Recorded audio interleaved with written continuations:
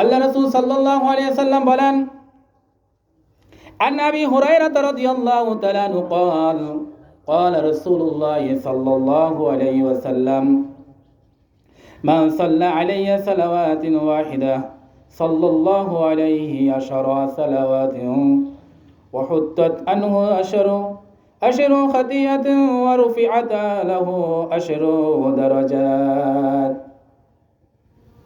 আল্লাহর নবী সাহাবী হযরত আবু হুরায়রা রাদিয়াল্লাহু তাআলা আনহু হতে বর্ণিত, রাসূল আকরাম সাল্লাল্লাহু আলাইহি ওয়াসাল্লাম বলেন, যে ব্যক্তি একবার দুরূদ শরীফ পাঠ করে, কয়বার? যে ব্যক্তি একবার দুরূদ শরীফ পাঠ করে, রাসূল আকরাম সাল্লাল্লাহু আলাইহি ওয়াসাল্লাম বলেন, তার উপর 10 বার রহমত আমার আল্লাহর পক্ষ থেকে পাঠানো হয়। সুবহানাল্লাহ।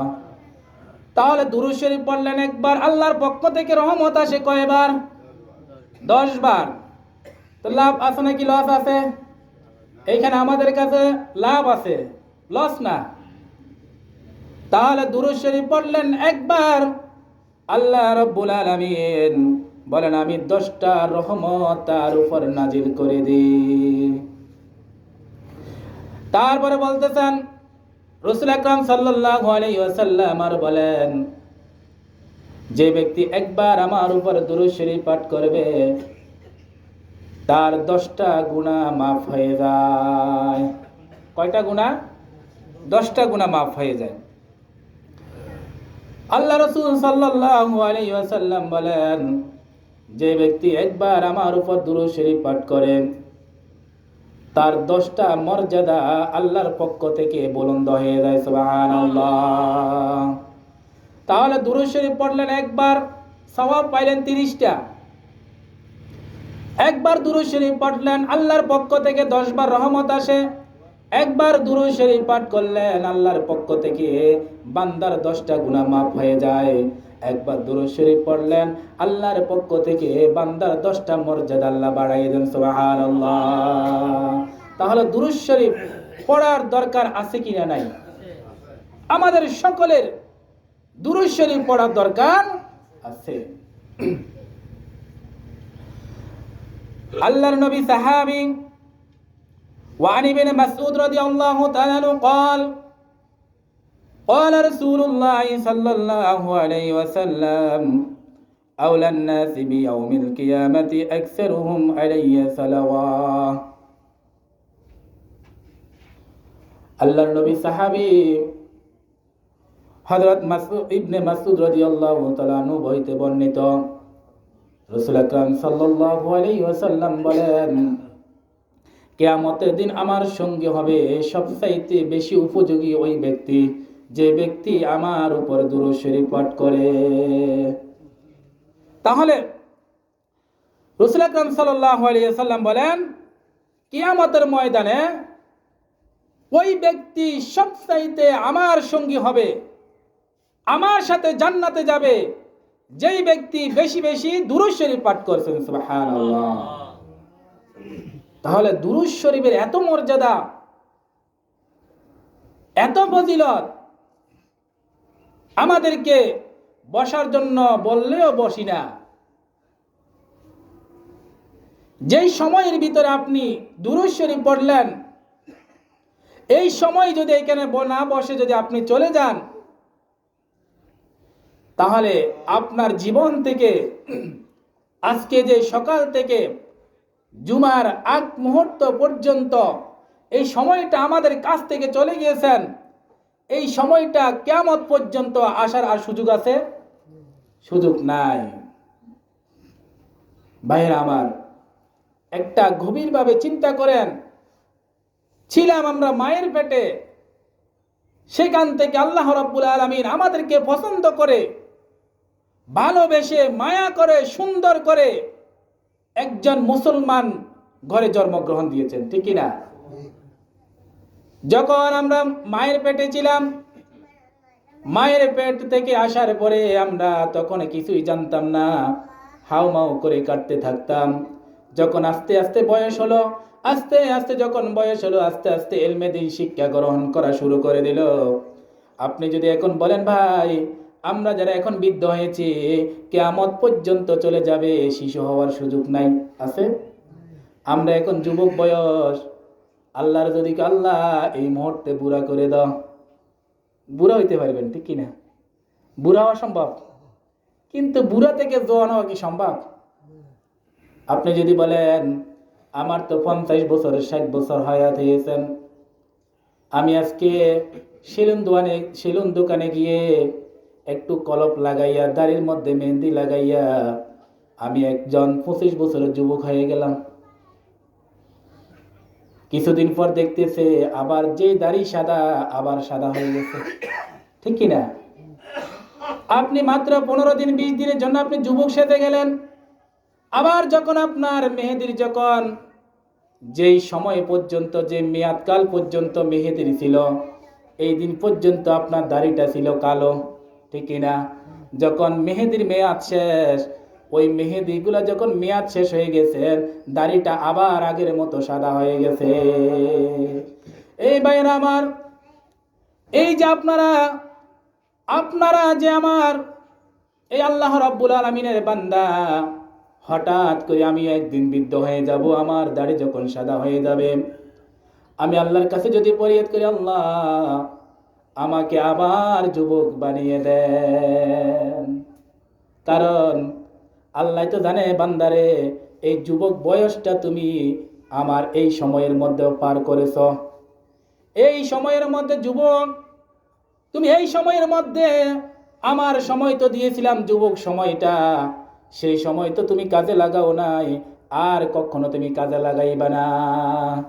তাহলে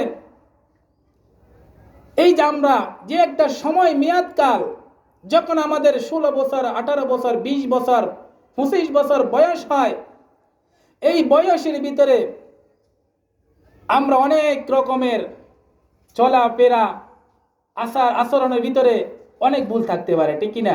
যুবক বয়সে অনেকে কিছু করে।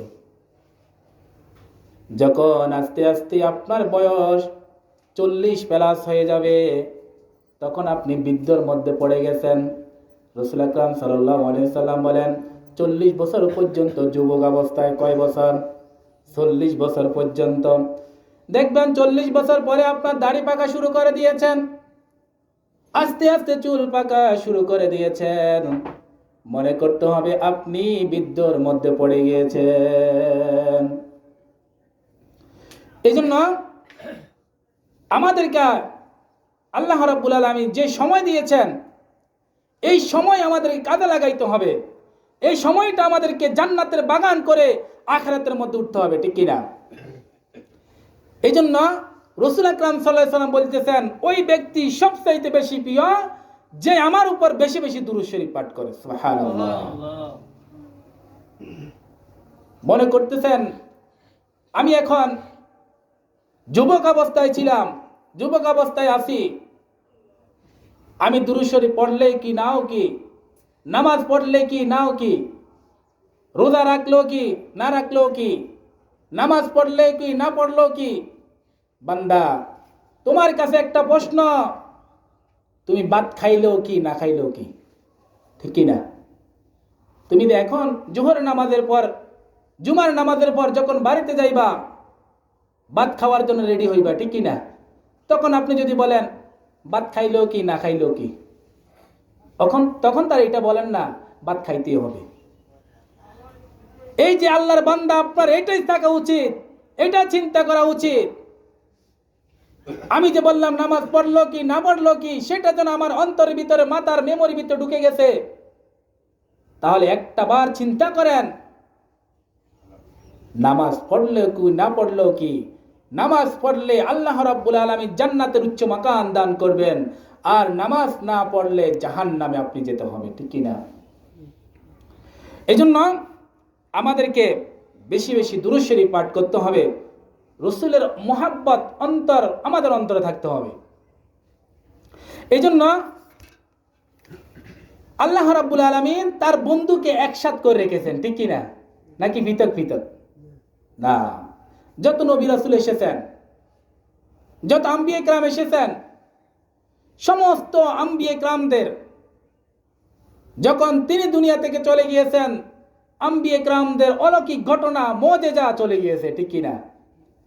একবার বলুন তো, আমাদের শেষ নবী মুহাম্মদুর রাসূলুল্লাহ সাল্লাল্লাহু আলাইহি ওয়াসাল্লাম আজকে থেকে 1400 থেকে 1500 বছর আগে যেই মুজিজা ছিল এখনো আছে, ঠিক কিনা?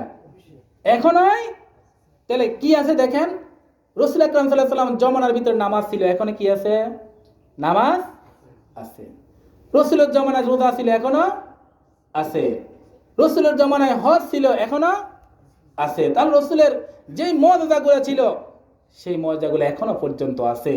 রাসূল আকরাম সাল্লাল্লাহু আলাইহি ওয়াসাল্লাম বলেছেন, যদি কোনো মানুষ যদি নামাজের সময় হয় জমিনে যদি দাঁড়ায় নামাজ পড়ে, আল্লাহ তাআলা ওইখানে কবুল করে নেন। সুবহানাল্লাহ। তাহলে আর কোনো বান্দার জন্য, কোনো নবীর বান্দার জন্য এরকম দেওয়া হয়েছে? দেওয়া হয় নাই। এই জন্য তাহলে এই যে আমরা আল্লাহ তাআলা বলেছেন, আমি তাহলে আল্লাহর সাথে বন্ধুর সাথে কিভাবে মিল দেখেন, আলহামদুলিল্লাহি রাব্বিল আলামিন। তারপর যে বলেন, ওয়ামা আরসালনাকা ইল্লা রাহমাতাল লিল আলামিন। আল্লাহর নাম রব্বুল আলামিন, বন্ধুর নাম রাহমাতাল লিল।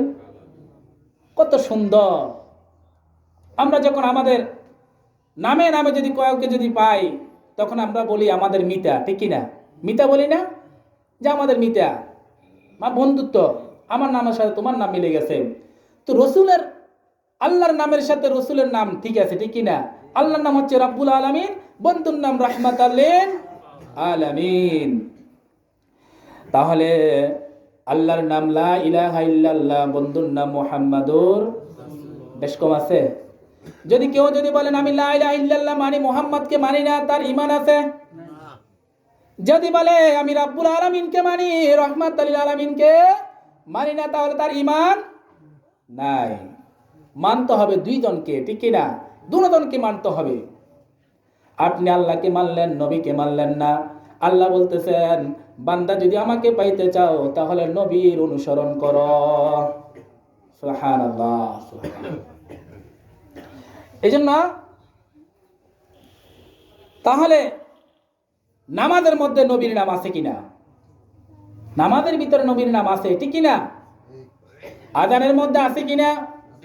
ইকামতের মধ্যে আছে কিনা? এবং নবীর দুরূদ শরীফের মধ্যেও আছে, নামাজের মধ্যে আছে, সব জায়গার মধ্যে আছে। তাহলে দুরূদ শরীফ পড়লে আল্লাহ রাব্বুল আলামিন খুশি হয়ে যান। সুবহানাল্লাহ। তাহলে বেশি বেশি আমাদের কি করতে হবে? রাসূলের উপর দুরূদ শরীফ পাঠ করতে হবে। তাহলে আল্লাহর সাথে রাসূলের সাথে যেরকম মুহাব্বত, আমাদের সাথে রাসূলের সাথে সেই রকম মুহাব্বত থাকতে হবে, ঠিক কিনা?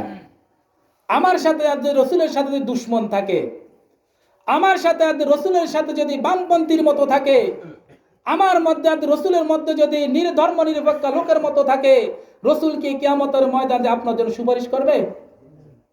কখনো করবে না।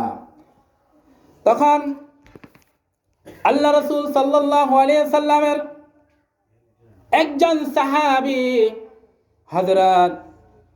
হযরত ইবনে মাসউদ রাদিয়াল্লাহু তাআলা আনহু বর্ণিত, রাসূল আকরাম সাল্লাল্লাহু আলাইহি ওয়াসাল্লাম বলেন, ইরশাদ করেছেন, আল্লাহ পাকের মনোনীত কিছু ফেরেশতা জমিনের মধ্যে আছে। কোথায় আছেন? জমিনের ভিতরে আছেন। এবং যারা এই জমিনের বুকে সফর করে, কেন সফর করে? তখন বলতেছেন তাদের কাজ হলো উম্মতি মুহাম্মদের সালাম আমার রওজার মধ্যে পৌঁছাইয়া দেওয়া। সুবহানাল্লাহ বলেন। উম্মতি মুহাম্মদের সালাম রাসূলের রওজা মুবারকে দেওয়া, ঠিক কিনা? এই জন্য আমরা রাসূলের রওজা মুবারক দেখতে চাই কিনা? যারা গিয়েছেন বারবার যাইতে মন চায়, আর আমরা তো যাইতে পারি নাই। আমাদের মন শুধু কি করতেছে? আশা দিতেছে যে আল্লাহ রাব্বুল আলামিন কোন দিন আমাদেরকে যেন মক্কা শরীফ, মদিনা শরীফ নিয়ে যায়, আশা রাখেন। এই জন্য এবং তাদের কাজ হচ্ছে উম্মতি মুহাম্মদের দুরুদ ও সালাম যেন আমার নিকট পৌঁছে দেয়। রাসূল বলতেছেন, যে ব্যক্তি দুরূদ শরীফ পাঠ করবে ওই দুরূদ শরীফ আনার জন্য ফেরেশতাকে নিয়োজিত করে দিয়েছেন। আর যে ব্যক্তি আমার রওজা শরীফে এসে যে দুরূদ শরীফ পাঠ করে আমি রাসূল স্বয়ং কানে শুনতে পাই। সুবহানাল্লাহ, সুবহানাল্লাহ। এত মহাব্বত রাসূল আমাদের জন্য, এত মহাব্বত করেছেন, আর আমরা রাসূলকে দুশমন মনে করি। এজন্য হযরত ওমর ইবনে খাত্তাব রাদিয়াল্লাহু তাআলা আনহু বর্ণিত, রাসূল আকরাম সাল্লাল্লাহু আলাইহি সাল্লাম বলেন, নিশ্চয় বান্দার দোয়া মুনাজাত আল্লাহর দরবারে কবুল হবে না ততক্ষণ পর্যন্ত যতক্ষণ না রাসূলের উপর দুরূদ শরীফ না পড়ে। যতক্ষণ পর্যন্ত কি না করে? রাসূলের উপর দুরূদ শরীফ পাঠ না করে আসমানের খালি জায়গার মধ্যে লটকা অবস্থায় থেকে যাবে। যখন রাসূলের উপর দুরূদ শরীফ পাঠ করবে সাথে সাথে ওই ফাঁকা জায়গাটা ভরাট হয়ে যাবে। সুবহানাল্লাহ বলেন, আল্লাহু আকবার। তাহলে ভাই আমার বাবার বয়সী যারা আছেন, একটু সময় দিবেন, সময় দেন একটু। আজকে মরলে কালকে পা সোজা করে, পা কল্লা সোজা করে দেওয়ার ব্যক্তি অনেক আছে, অনেক লোক আছে, বসে আছে, কিন্তু আপনার সাথে যাওয়ার কোনো লোক নাই। এটা চিন্তা করেন ভাই, কয়দিন বাঁচবেন? আর বেশি দিন না। এজন্য আমাদেরকে রাসূলের মুহাব্বত অন্তরে ভালোবাসা রাখতে হবে, যে আল্লাহ রাব্বুল আলামিন আমাদেরকে যেন রাসূলের রওজা না দেখাইয়ে যেন আমাদের মৃত্যুবরণ না করে। এই আশাটা তো আমরা রাখতে পারি, ঠিক কিনা? এজন্য আমাদেরকে একবার দুরূদ শরীফ পড়লে যদি এত ভার আমাদের উপর রহমত গুনাহ মাফ করে দেয়, তাহলে তো আমরা আল্লাহর যদি দৈনিক যদি 10 বার দুরূদ শরীফ পড়ি, 5 ওয়াক্ত নামাজে যদি 5 বার দুরূদ শরীফ পড়ি, রাসূল বলতেছেন কিয়ামতের ময়দানের দিন ওই ব্যক্তি আমার সাথী সঙ্গে জান্নাতের মধ্যে যাবে। সুবহানাল্লাহ। এজন্য বলছেন, ভালোবাসার জায়গা মদিনা, ভালো লাগার জায়গা মদিনা। যারা পারবেন একটু বলবেন, ভালোবাসার জায়গা মদিনা, ভালোবাসার জায়গা মদিনা। এত সুন্দর জায়গা কোথাও দেখি না, এত সুন্দর জায়গা কোথাও দেখি না। সাজিয়েছেন দয়াল রব্বানা, ভালোবাসার জায়গা মদিনা। ঠিক কিনা? কত সুন্দর করে এই মদিনাকে বানাইলেন। রাসূল যখন মক্কা ছিলেন, জিবরাইল আলাইহিস সালাতু ওয়াস সালাম কুরআন নিয়ে মক্কার মধ্যে নাজিল করেন। রাসূল যখন মদিনা হিজরত করলেন, জিবরাইল আলাইহিস সালাতু ওয়াস সালাম তার কুরআনকে নিয়ে মদিনায় নাজিল করেন। ঠিক কিনা? আল্লাহর পক্ষ থেকে জিবরাইল আলাইহিস সালাতু ওয়াস সালাম রাসূল যেই জায়গায় মধ্যে গিয়েছেন, আল্লাহর ওই ফেরেশতা জিবরাইল আলাইহিস সালাতু ওয়াস সালাম সেই জায়গার ভিতরে রাসূলের উপর কি করলেন? ওহী নাজিল করলেন। সুবহানাল্লাহ। এত সুন্দর জায়গা কোথাও দেখি না, সাজিয়েছেন দয়াল রব্বানা, ভালোবাসার জায়গা মদিনা। এত সুন্দর করে আল্লাহ তাআলা সাজিয়েছেন। মদিনা শরীফে নূরের খাজিনা। মদিনা শরীফ কে আছেন? আপনার আমার দুকলের নবী জনাবে মুহাম্মদুর রাসূলুল্লাহ সাল্লাল্লাহু আলাইহি ওয়াসাল্লাম আছেন। মদিনা শরীফে নূরের খাজিনা, আশিক ছাড়া অন্য বুঝে না। যে ব্যক্তি দুরূদ শরীফ পড়বে তার সাথে রাসূলের সাথে মুহাব্বত, ঠিক কিনা?